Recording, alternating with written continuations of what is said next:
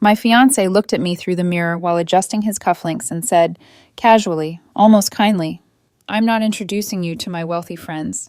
You'd embarrass me." For a moment, I didn't respond. The room smelled like his expensive cologne, sharp and polished. Outside, my truck made its familiar ticking sound as the engine cooled. The same truck he complained about every time it sat in the driveway.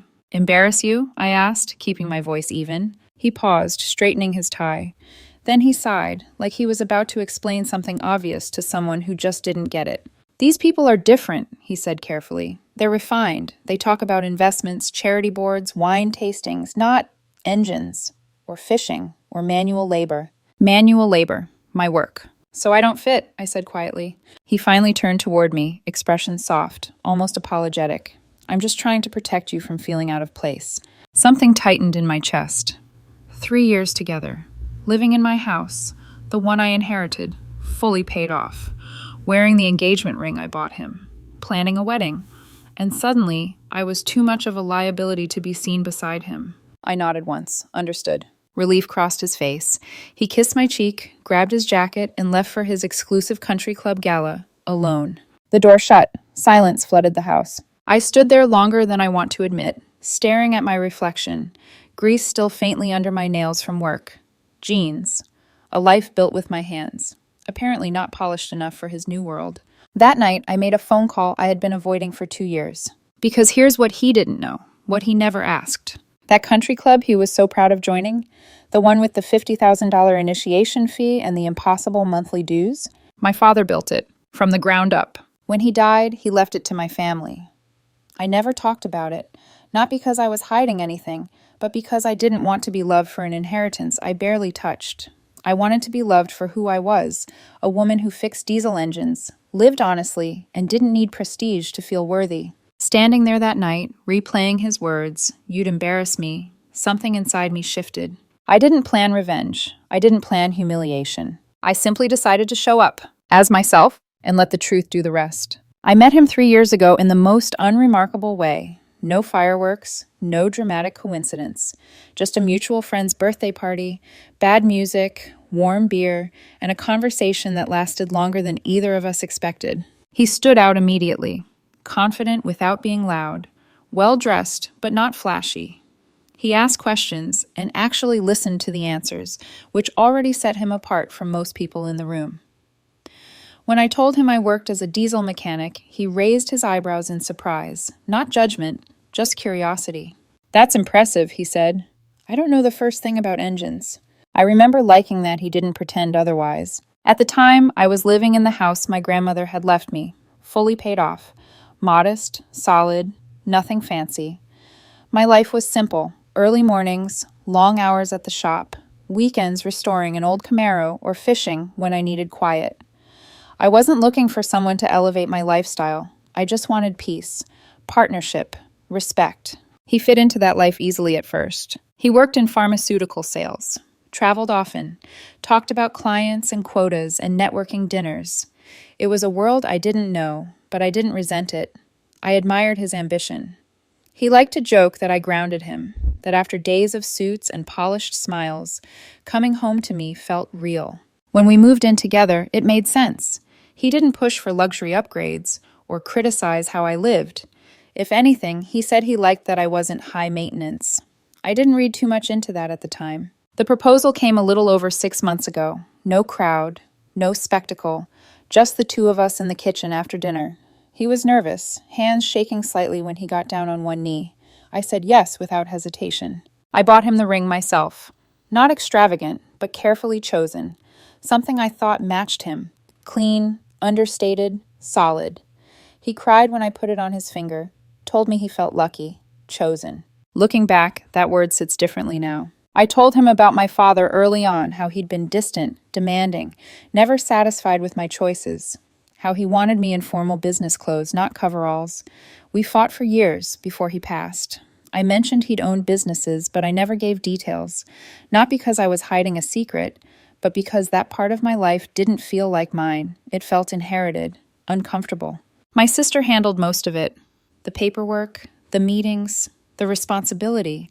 I stayed out of it as much as possible, signed what I needed to sign, donated most of what came in, kept my life unchanged. And my fiancé never asked. Not once. He never asked how I could afford my house. Never asked why I wasn't worried about money. Never asked why I wasn't impressed by status. He just assumed. And assumptions, I would later learn, were where everything began to crack. 2 months ago, everything shifted. He got accepted into an exclusive country club through his boss's sponsorship. Suddenly, weekends weren't ours anymore. They belonged to tennis brunches, charity lunches, wine tastings. He talked about the right circles and important connections. I listened. I supported him. I just didn't realize that in climbing into that world, he was already leaving me behind. At first, the changes were subtle enough that I could explain them away. He started coming home later on Fridays, smelling faintly of wine instead of the usual crisp cologne. He talked more about people I'd never met, names that blurred together, faces I couldn't picture, board members, sponsors, couples whose last names carried weight. I listened, nodded, asked the polite questions a partner asks. But somewhere along the line, we stopped being part of those stories. Next weekend is another club thing, he said one Sunday morning, scrolling through his phone. You won't like it, lots of small talk. I didn't argue. I never had. I figured we were allowed separate worlds. Not every interest needs to overlap. That's what adults do, respect each other's space. Still, I noticed what he stopped doing. He stopped inviting me to join him, even casually. Stopped asking if I wanted to come along. Stopped saying we. When I joked about finally seeing the place he was always talking about, he laughed like I'd made a cute but unrealistic suggestion. You'd be bored, he said lightly. It's not your scene. Not our scene, mine. The first time it stung, I told myself I was being sensitive. The second time, I told myself he was stressed. The third time, I started paying attention. One night, while we were cleaning up after dinner, I asked, So when do I get to meet these people you spend every weekend with? He froze. Not dramatically. Just a pause long enough to register. His hands stilled in the sink, water running over a plate he wasn't washing anymore. We should talk about that, he said. That was new. We didn't usually need to talk about things like that. He turned, leaning against the counter, arms crossed. It's just different there. Different how? He exhaled slowly. They have expectations about how people present themselves, about image. I waited. Let him keep going. They're not bad people, he added quickly. They're just particular. That word again. Refined. Particular. Carefully chosen, like wrapping paper around something ugly. I shrugged. I can handle particular. He smiled, but it didn't reach his eyes. I know you think that.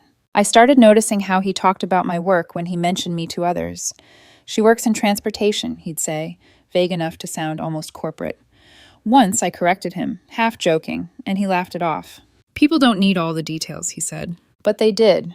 Just not the ones that didn't impress. Around the same time, he suggested small changes, offhand comments at first. Maybe you could dress up a little more when we go out. Do you really need to wear work boots everywhere? You ever think about doing something less physical, long-term?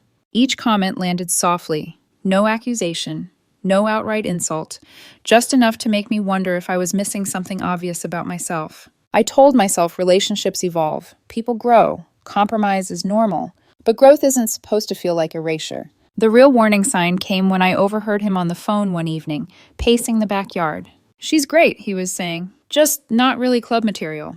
I stopped moving, stood there with the screen door half open, heart pounding so loudly I was sure he could hear it. I know, he continued, it's complicated. I stepped back before he saw me.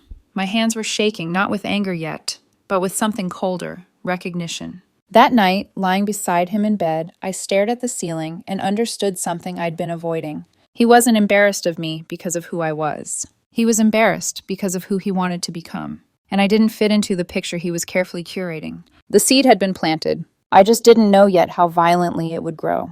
The night everything broke open didn't feel dramatic at first. It felt ordinary. Too ordinary for what it would become. It was a Tuesday. I remember because Tuesdays were supposed to be quiet. No club events, no client dinners, no excuses. I came home from the shop tired, shoulders aching, grease still clinging to my hands despite scrubbing them raw. He was already upstairs, music playing softly, getting ready. I leaned against the doorway and watched him button his shirt. Smooth, practiced movements. He looked good, polished, like someone stepping into a life that required polish. I'll be back around 11, he said, adjusting his cuff. Don't wait up. Another solo event. I hesitated, then asked the question that had been sitting in my chest for weeks. So, when do I finally get to meet these new friends of yours? His hand stopped. He didn't turn around right away, just stared at himself in the mirror, jaw tightening slightly, like he was calculating something. About that, he said. We need to talk. The phrase landed heavier than it should have. Okay, I said slowly. Talk. He turned to face me, resting one hip against the dresser. He didn't look angry. He didn't look cruel. He looked careful. Look, he began. These people are different. I waited, let the silence stretch. They're refined, he continued. They discuss investments, art collections, philanthropy. It's a certain environment. And, I prompted. He exhaled, rubbing the back of his neck. I just don't think you'd be comfortable. Something in my stomach dropped. Uncomfortable how? He hesitated, just long enough. The way you talk, he said gently. Your job, your hobbies. It's not their world. There it was, cleanly spoken, carefully wrapped. I stared at him, trying to reconcile the man in front of me with the one who'd cried when I said yes, the one who used to call my hands beautiful because they built things. So you're saying I'd embarrass you, I said. He didn't deny it. He softened his voice instead. I'm trying to protect you from feeling out of place. The room felt suddenly smaller, the walls closer. 3 years together, living in my house, planning a wedding, and somehow I had become a liability. I nodded once. Understood. Relief flickered across his face. He stepped forward, kissed my cheek, grabbed his jacket. I'll see you later, he said, already halfway gone. The door closed behind him. I stood there, unmoving, long after the sound of his car faded. My heartbeat was loud in my ears. Not rage, not yet. Something sharper, clearer. I walked into the kitchen and sat at the table, the same table where we'd planned our guest list, where we'd talked about centerpieces and seating charts, where he'd promised me forever. That was when I made the call. I hadn't planned it. I didn't even think about it. My fingers just moved. Ellie, I said when my sister picked up, I need to come by the club on Saturday. She laughed. You're joking. You haven't stepped foot there since Dad's funeral. I know, I said, but things change. There was a pause, then curiosity. Is this about your fiancé? She already knew the answer. There's a charity auction, right? I asked. The Children's Hospital fundraiser. Yes, she said slowly. Why? I want to attend, as myself. Her tone shifted instantly. Huh. She knew exactly who my fiancé was. She handled membership approvals. She'd seen his name. This is going to be interesting, she said. Do you want the staff notified? Yes, I replied. Full treatment. Saturday came faster than I expected. He left early that afternoon to help set up for the event. I waited until the auction was in full swing, then drove over in my old truck, the same one he hated having in the driveway. Walking through those doors felt surreal. The staff recognized me immediately. The valet nearly ran to take my keys. The general manager, a man who'd worked with my father for decades, looked like he'd seen a ghost. Ms. Fitzgerald, he said, barely containing his shock. What a pleasure. I smiled. Good to see you. Inside, the ballroom was packed. Crystal glasses, laughter, silk dresses, tailored suits. And then I saw him, standing near the bar, confident, relaxed, holding court with people he'd decided I wasn't good enough to meet. Before I could move toward him, a familiar voice boomed across the room. Danny Fitzgerald, is that really you? My father's oldest friend, the board president, a man whose voice carried authority whether he meant it to or not. He crossed the room and wrapped me in a hug that drew attention immediately. Ladies and gentlemen, he announced, grinning, the owner is here. The whispers started, and across the room my fiancé turned and went completely white. For a moment, everything slowed. The laughter in the ballroom dulled into a low hum. Glasses hovered midair. Conversations stuttered and then stopped altogether. I could feel eyes shifting, curious, calculating, hungry for context. My fiancé stood frozen near the bar, his champagne glass suspended halfway to his lips. The color drained from his face so fast it was almost frightening. Someone beside him, one of the women he'd mentioned before, maybe a board member's wife, leaned in to say something, but he didn't react. He was staring straight at me, at Ms. Fitzgerald, at the woman he'd decided was too embarrassing to be seen with. I didn't rush toward him. I didn't wave. I didn't smile to soften the blow. I stayed where I was, my sister's hand briefly squeezing my arm, grounding me. Then the board president laughed loudly, clapping a hand on my shoulder. About time you showed up, he said. Your father would have dragged you in himself if he could.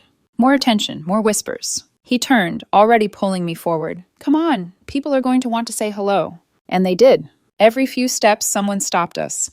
Board members, longtime families, people who remembered me from childhood. Mud on my shoes, hair pulled back, running across fairways without a care for appearances. This is Tom's daughter, the introductions went. She owns the place now. Well, part owner, technically, I corrected once, but no one cared about the distinction. I felt oddly calm, detached, like I was watching a scene play out rather than living inside it. Then I saw my fiancé start to move. He excused himself from his group, weaving through the crowd with increasing urgency. I noticed the way people glance between us now, recognition clicking into place, calculations being made. By the time he reached us, I was standing beside the board president and my sister, mid-conversation. He stopped short when he saw them. Hey, he said, forcing a smile. I didn't know you were coming tonight. The board president raised an eyebrow. You know each other? My fiancé swallowed.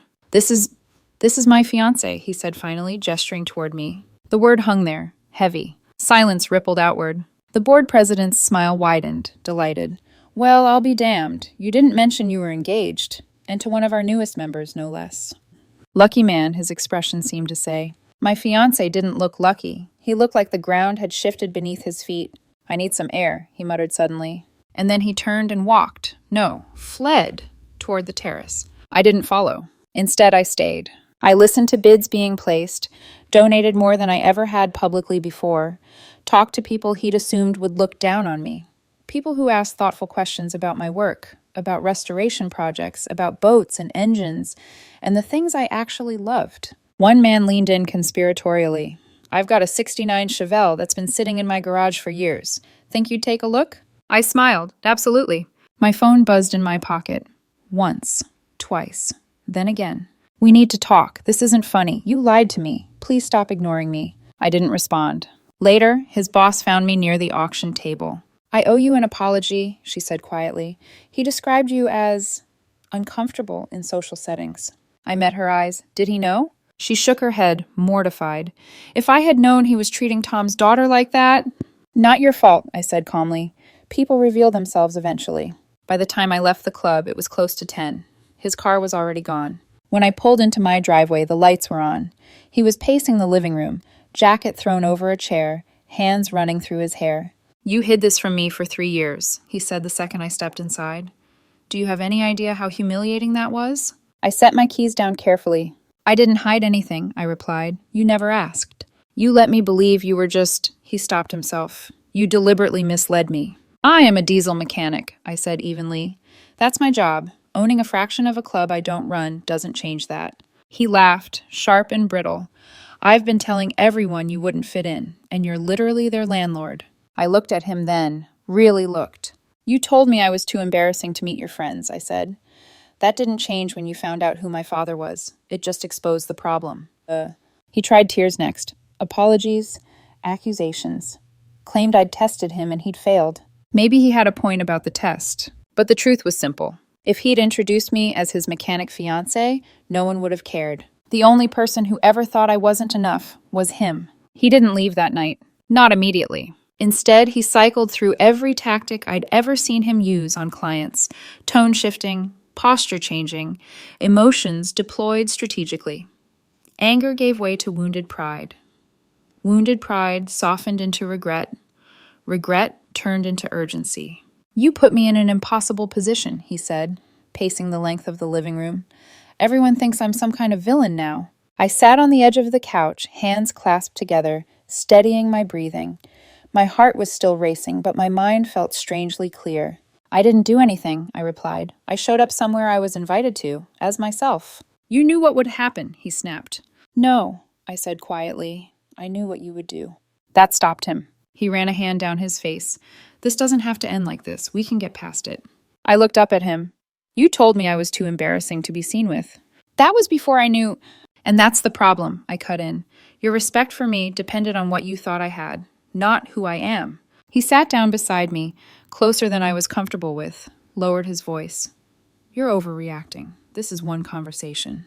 No, I said, this is a pattern. That's when he changed angles. What about the wedding? He asked. The deposits? My parents already booked flights. Do you really want to blow up our entire future over this? There it was, the pressure point. I'll cover the deposits, I said calmly. Your parents can use the tickets for a vacation. His eyes widened. So that's it? You just get to walk away? I didn't walk away, I replied. You pushed me out. He stared at me, stunned, like he'd never considered that version of events. Take off the ring, I added. That's when he lost control. He started shouting about embarrassment, about optics, about how much I'd ruined his life, about how unfair it was that I hadn't told him, about how anyone in his position would have done the same. I was trying to protect us, he insisted. No, I said. You were protecting your image. He laughed bitterly. Fine, keep the ring then. I don't want it, I replied, but I'm not giving it back either. That sent him spiraling. He accused me of being vindictive, of using money as leverage, of punishing him for having ambition. When that didn't work, he threw the ring at me anyway, metal clattering against the floor before spinning to a stop. Then he stormed out, tires screeching down the street. I didn't cry. Not that night. The next morning I woke up to chaos. 27 missed calls from him, 12 from his mother, dozens of texts ranging from apologies to insults to sudden declarations of love. I ignored all of them. Around noon, my phone rang again, this time a number I recognized. His boss. I wanted you to hear this directly from me, she said. He won't be returning to the company. I blinked. That seems harsh. It's not personal, she replied. He's been name-dropping connections at the club to clients, promising introductions he couldn't deliver. That's fraud. I closed my eyes. Karma didn't waste time. By Monday morning, the entitlement escalated. His mother showed up at my workplace. A white luxury sedan pulled into the gravel lot outside the diesel shop, looking wildly out of place among oil stains and work trucks. She stepped out dressed impeccably, face tight with disapproval. We need to discuss this like adults, she said, glancing around like the environment itself offended her.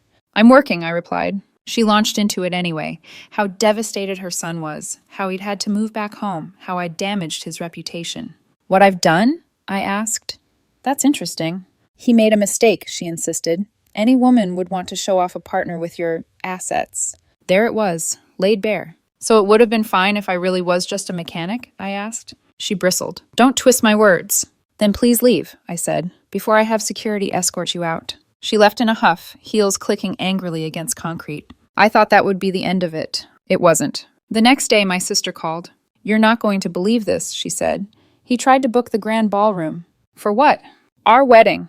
He'd told the events coordinator we'd reconciled, that moving the venue was a romantic gesture. I laughed, sharp and humorless. Cancel it. Already did, she replied, but I also had to revoke his membership. Why?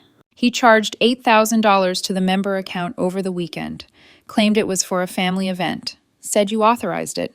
The audacity was almost impressive. Then came the message from his ex, a LinkedIn request of all places. Same thing happened to me, she wrote. When he thought I had money, he wanted back in. When I said no, he claimed I was pregnant. Be careful. I screenshotted everything and forwarded it to a lawyer friend. By Thursday, it reached a breaking point. My sister called again, her voice tight. Security has him at the gate. He's telling people he's still your fiancé. I grabbed my keys. Let me handle it. When I arrived, he was crying, making a scene, surrounded by phones and whispers. Tell them who I am, he pleaded when he saw me. I looked at him, really looked. I know exactly who you are, I said, and you're no longer welcome here. That was when he screamed, threatened lawsuits, claimed discrimination. My sister stepped in. Your membership was sponsored, she said evenly. You no longer qualify. The crowd murmured, cameras rolled. His carefully built image cracked, live, in front of everyone. And he knew it. That was the moment I realized something final. This wasn't about love. It never had been. After the confrontation at the gate, the adrenaline drained out of me all at once. I drove home in silence, gripping the steering wheel harder than necessary, my chest tight in a way that had nothing to do with anger anymore. The night felt too quiet, heavy, like the world was holding its breath. When I walked into the house, it didn't feel like mine. His jacket was still hanging by the door. His shoes sat neatly where he'd left them. The indentation on the couch where he liked to sit stared back at me, like evidence of a life that had existed only days ago and now felt strangely unreal. I locked the door. That's when it hit. Not the humiliation, not the betrayal, the grief. I sank onto the edge of the bed, elbows on my knees, staring at the floor. My hands started shaking, subtle at first, then uncontrollable. 3 years. 3 years of building something I thought was solid, of defending him when friends questioned his priorities, of believing that love meant patience, compromise, trust. I'd imagined our wedding 1,000 times, never extravagantly, never about status, just the quiet certainty of choosing each other every day. And now I was choosing myself instead. The silence pressed in. I felt stupid for how much it hurt. Stupid for being surprised. Stupid for missing someone who had made it clear that I was only valuable when I fit the image he wanted to project. My phone buzzed again. Another message from him. You humiliated me. Everyone thinks I'm a monster. You didn't have to do this. I stared at the screen until the words blurred. Didn't have to do this. As if I had orchestrated his lies. As if I had forced him to dismiss my work. As if I had put the words "you'd embarrass me" in his mouth. I set the phone face down. For the first time since all of this started, doubt crept in. Had I gone too far? Should I have handled it privately? Should I have protected him the way he claimed he was protecting me? The questions gnawed at me, relentless. Then my phone rang. My sister, I answered without speaking. He tried to call the board, she said gently. He wanted them to override the termination, claimed emotional distress, breach of promise. I closed my eyes. And? I asked. They laughed, she said softly. Not cruelly. Just disbelieving. No one could reconcile what they saw with the story he was telling. I exhaled, long and shaky. After we hung up, I walked into the bathroom and caught my reflection in the mirror.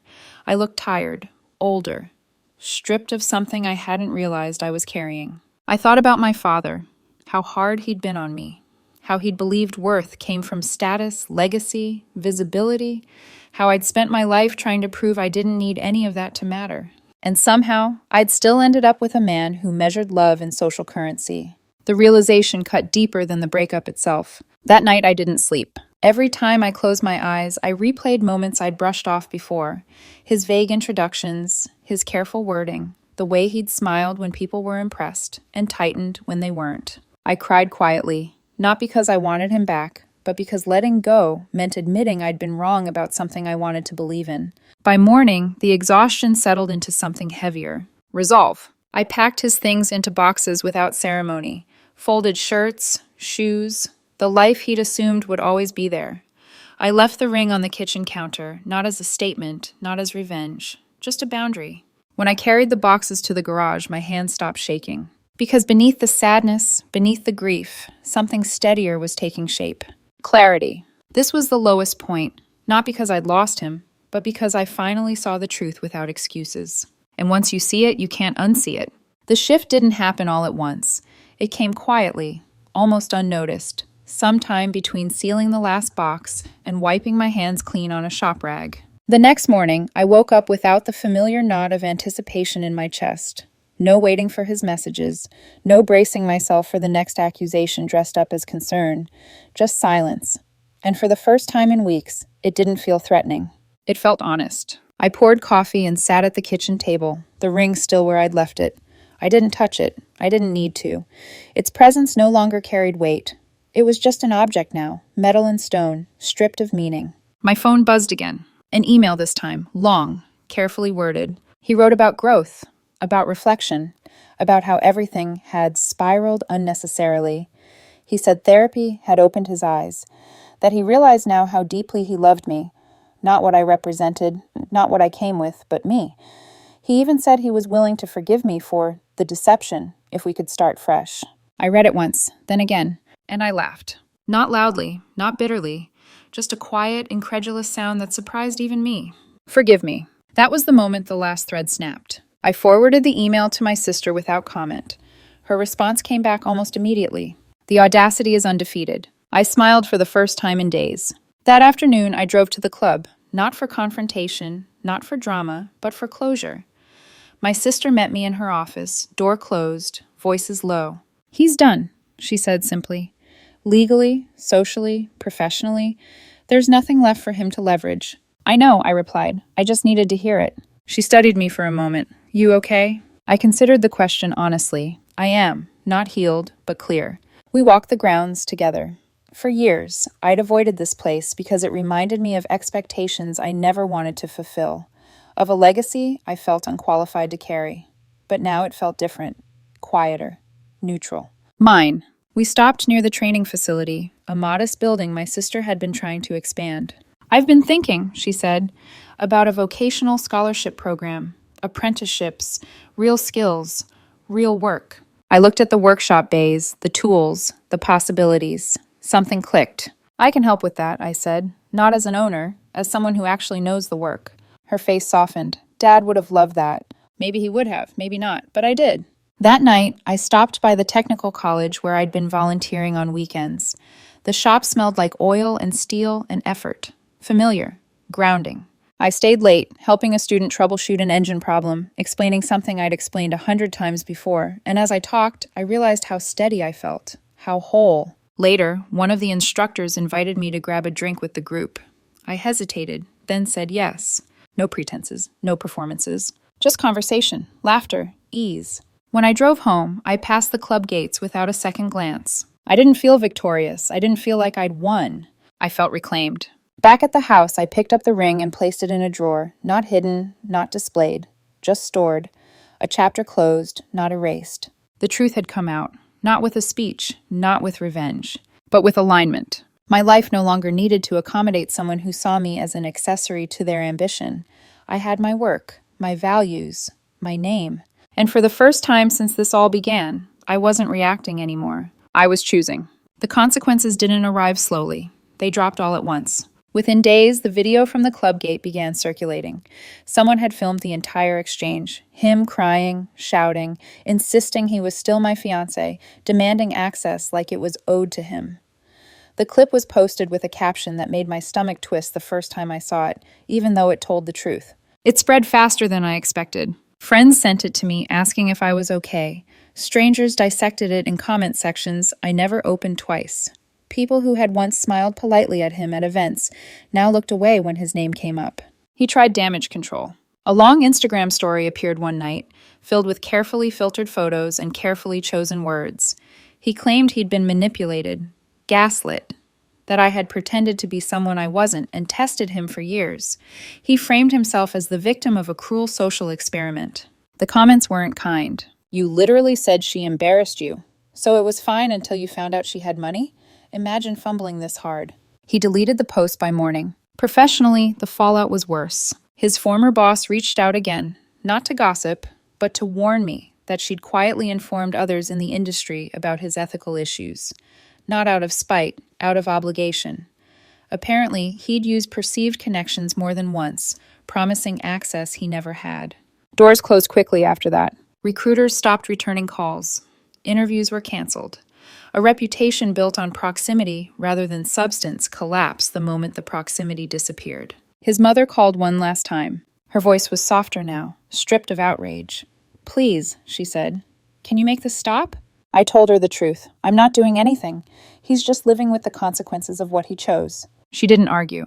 I heard later that he'd moved again, this time to a smaller apartment farther from the city, that he'd started telling people the breakup was mutual, that I was too intense, that I'd changed.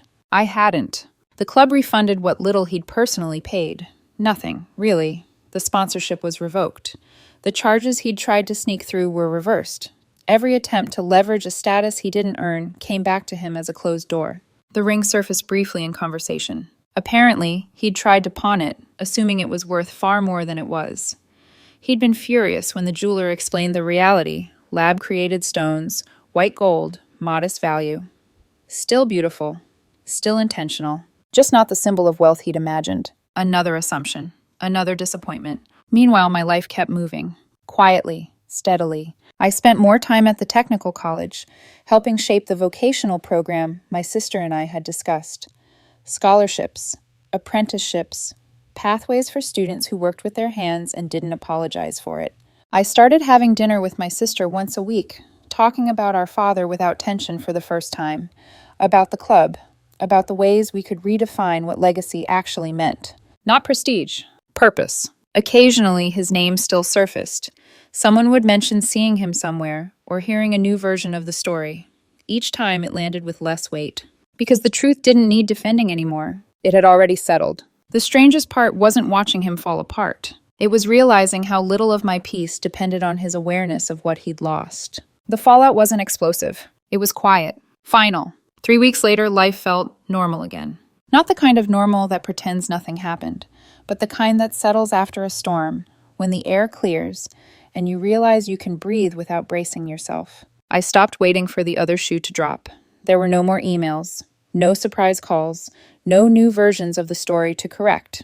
Whatever narrative he needed to survive, he could keep it. I didn't need to participate. On Thursday evenings, I taught a diesel maintenance class at the technical college. The shop lights hummed overhead, the smell of oil and metal grounding me in a way nothing else ever had. These students didn't care about resumes polished for show or last names that opened doors. They cared about whether something worked or didn't and how to fix it. One night after class, a few of us grabbed drinks. Low-key. No pretense. Just conversation that didn't require translation. I laughed more than I had in months. That was when I met someone new. Not a whirlwind, not a dramatic entrance, just ease. She didn't ask about the club, didn't ask about money. She asked about engines, about teaching, about why I loved working with my hands. When I eventually told her the whole story, on our third date, she laughed so hard she nearly spilled her drink. So, she said, wiping her eyes, he thought you weren't good enough for his rich friends, while you literally owned the place? Quarter owned, I corrected automatically. She shook her head. That's the most beautiful karma I've ever heard. I didn't feel vindicated. I felt relieved. Because love, real love, doesn't require shrinking. It doesn't ask you to trade authenticity for access. It doesn't measure your worth by who you impress. Looking back, I understand now that the breakup wasn't the loss I thought it was. It was a correction, a course adjustment I didn't know I needed. If he hadn't revealed himself over something as shallow as status, I might have married someone who saw me as beneath them until proven otherwise by money. That isn't partnership. That's a transaction. I'm still the same woman I was before all of this. I work with my hands. I wear jeans more than dresses. I show up as myself every time. The difference is I no longer apologize for it. As my sister once said, laughing through tears, the audacity is undefeated. But so is clarity. And clarity, it turns out, is freedom.